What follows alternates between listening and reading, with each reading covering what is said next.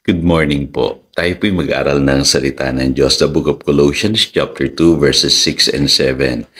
Sapagkat tinanggap na ninyo si Kristo Jesus bilang Panginoon, mamuhay kayo sa paraang karapat-dapat sa Kanya.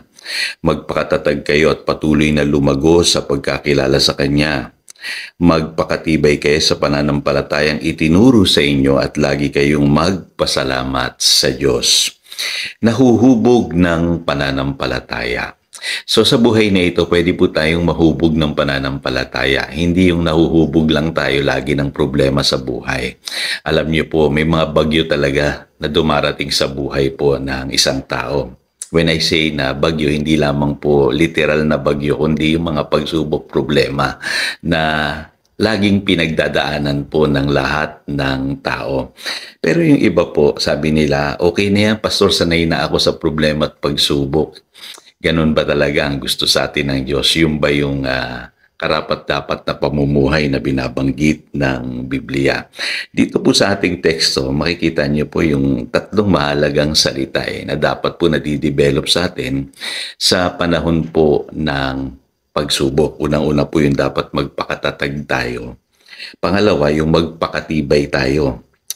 Pangatlo po yung lagi dapat tayong maging mapagpasalamat sa buhay. Ito po yung nahuhubog dapat sa atin sa panahon ng bagyo. Tayong mga Pilipino, sabi nila very resilient tayo. Sanay na tayo sa bagyo. Pero alam nyo po, sa buhay na ito dapat hindi tayo laging biktima. Kailangan po kahit papaano, naghahanda naman tayo kapag darating ang bagyo. Kasi alam niyo po, ang mentalidad dapat nating mananampalataya ay yung sinasabi sa Kawikaan or the book of Proverbs chapter 22 verse 3. Kung may dumarating na panganib, ang matalino'y nag-iingat, ngunit di ito pansin ng mangmang kaya siya napapahamak. Alam niyo po, ang totoo pong Kristiyano, naghahanda po yan. Lahat sa buhay pinaghahandaan niya. Maging yung kabilang buhay pinaghahandaan niya. Ang isang Kristiyano, handa siya palagi. Alam niya yung mangyayari, kaya naghahanda siya. Alam niya kung may darating na kapahamakan, kaya naghahanda siya. Kaya nga tayo nakakilala kay Lord kasi pinaghahandaan natin yung kinabukasan natin at maging yung buhay na darating. Kaya kung sa buhay na ito hindi ka naghahanda, lagi kang biktima, kapatid. At yung iba nasasanay na lang na lagi silang biktima ng problema at pagsubok sa buhay. Kumbaga nasanay na kayo yung tinutulungan, kayo yung binibigyan, nasanay ka na sa ayuda, hindi yung pinaghahandaan mo yung darating na problema. At sana baguhin po natin yung ating pananaw na ganon. Okay po na tayong mga Pilipino ay resilient, na sanay na tayo sa pagsubok. Pero next time, sana hindi naman tayo laging biktima, umaasa sa tulong ng ibang tao. Kailangan po ay nakapaghahanda tayo.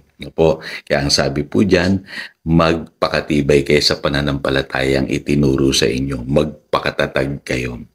Pangalawa po, dapat tayo mga Kristiyano, determinado tayo sa buhay. Sabi po sa Proverbs 24 verse 16, sapagkat siya'y makatatayong muli, mabuwal man ng 7 ulit. Ngunit ang masama ay dagling babagsak sa panahon ng kahirapan. So malayo po dapat ang buhay natin sa mga hindi mananampalataya. Yung mga masasama na tinutukoy sa Biblia dito, babagsak sila.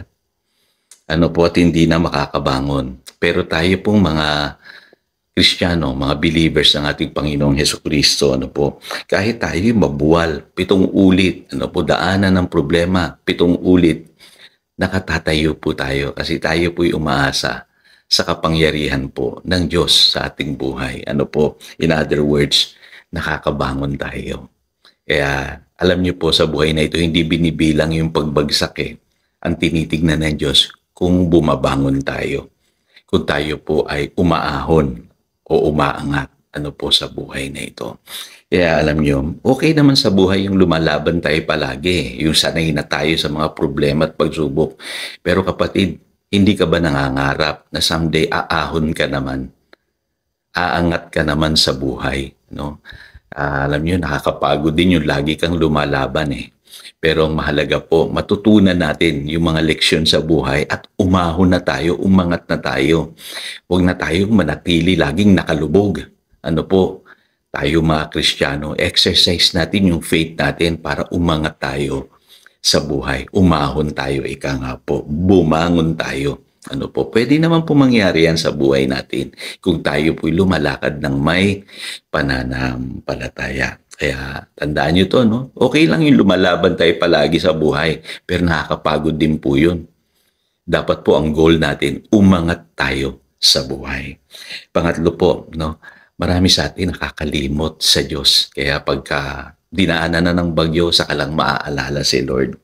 Huwag po ganoon. Dapat po lagi tayong nagpapasalamat sa Diyos sa lahat ng pagkakataon. Sabi po ng awit o Book of Psalms chapter 103 verse 2. Sabi rito, si Yahweh ay papurihan o aking kaluluwa at huwag kaligtaan, mabubuti niyang gawa. Kasi marami sa atin talaga nakakalimot, ano po. At ang sabi sa verse 4, sa bingit ng kamatayan, ako'y iniligtas at pinagpapala ako ng pag-ibig niya at habag. So naaalala ng psalmist yung ginawa ng Lord sa kanyang buhay. At alam niyo po kung tayo po'y laging mapagpasalamat, ano po, ma-experience natin lagi yung deliverance na nagmumula sa Panginoon. Yung iba, bigla lamang lalapit sa Panginoon pagka hirap na, pagod na, kapag dumaan na sa maraming pagsubok ng buhay, saka lang lalapit sa Lord. Huwag po tayong ganon. Dapat po sa lahat ng pagkakataon, hindi tayo nakakalimot sa Lord. Ano po? Kasi kapag nakakalimot ka, nasasaktan, nabibigo, doon mo lang naaalala si Lord. Pwede naman na sa lahat ng pagkakataon, ipasalamatan mo siya. Alalahanin mo siya. Ano po, kaya ang matutunan natin, hindi lamang natin pinipraise or pinupuri si Lord sa panahon ng storm. Ano po, dapat po sa lahat ng pagkakataon, matuto tayong magpasalamat at magpuri sa Kanya. Tayo po'y manalangin, dakilang Diyos, salamat po na kami pala ay pwedeng mahubog ng pananampalataya. Hindi yung nahuhubog lang kami dahil kami dumaan sa bagyo ng buhay. Pwede pala na sa pamamagitan ng iyong mga aral, ng iyong mga turo, yung pananampalataya namin ay maging matatag, maging matibay. At sa lahat ng pagkakataon, lagi kaming nagpapasalamat at hindi nakakalimot sa iyo, Panginoon. Salamat po sa aral na tinanggap namin today. Purihin ka. Yan ang aming panalangin. In Jesus' name, Amen. Again, ito si Pastor Jojo, nagpapaalala upang daluyan tayo ng pagpapala, manatili tayo sa kanyang salita. Good morning.